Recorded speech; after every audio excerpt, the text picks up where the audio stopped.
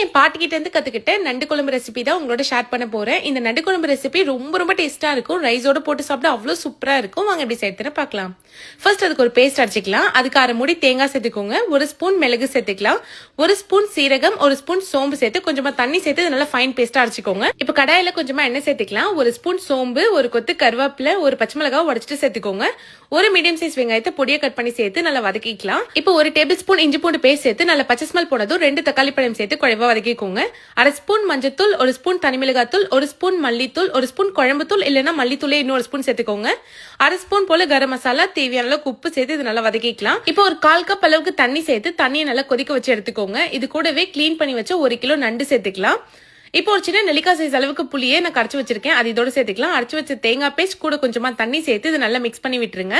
நான் இன்னைக்கு கொஞ்சம் திக்கா வர அளவுக்கு தான் வச்சிருக்கேன். லாஸ்டா கொஞ்சமா கொத்தமல்லி தழை போட்டு ஒரு 10 நிமிஷம் மூடி போட்டு வேக வைங்க. அவ்வளவுதான். நல்ல கார